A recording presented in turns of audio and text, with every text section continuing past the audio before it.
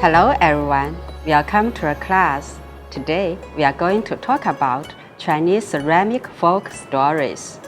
Chinese ceramic folk stories are folk tales related to the development and progress of ceramics, which have been handed down by ceramic practitioners in thousands of years of porcelain making history and taken as an important part of the development of Chinese ceramic culture. Most of these folk stories are based on certain historic figures, historic events, social customs, local characteristics, etc. And then the folk stories were formed by people's imagination. After several generations of spreading, these folk stories have been constantly added or deleted, constantly rendered or processed with some fantasy elements. After generations spread, they are finally shaped into today's ceramic stories. In Jingdezhen, which is the porcelain capital with a history of thousands of years, there are many folk stories such as Fairy Master of Fire and Wind, Blue and White Porcelain Girl, Beauty Drunk Porcelain, Linlong Porcelain.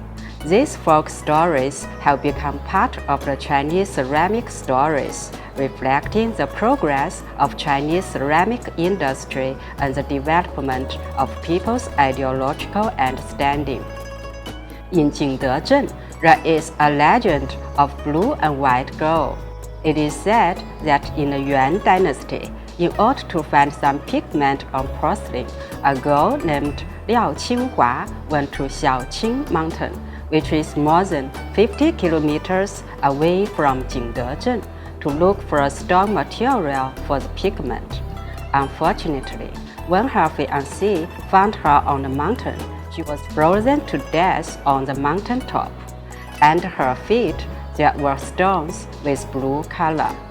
Later, people began to use the stone material to draw blue patterns on porcelain plates, which are now blue and white porcelain. In order to commemorate this brave girl, people named the stone as blue and white material and named the girl Blue and White Girl. There is also a story of red beauty. It is said that in the Ming dynasty, the emperor ordered the porcelain workers in Jingdezhen to make red porcelain. However, due to the limited technology, porcelain workers did not successfully fire red porcelain until the deadline. Once the emperor was angry, the porcelain workers would be in great danger. At this time, a fairy entrusted a dream to a daughter of the porcelain worker, saying that as long as she burned in the kiln, red porcelain would be burned.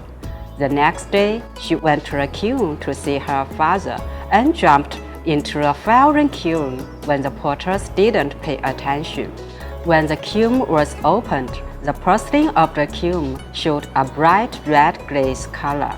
In order to commemorate this young girl, porcelain workers call this red glaze red beauty.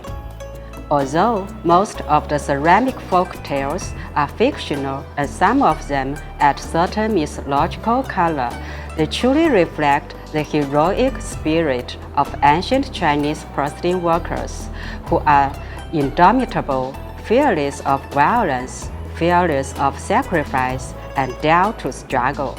They also express people's desire to advocate beauty and pursue ideals. That's all for today. Thanks for watching. See you next time.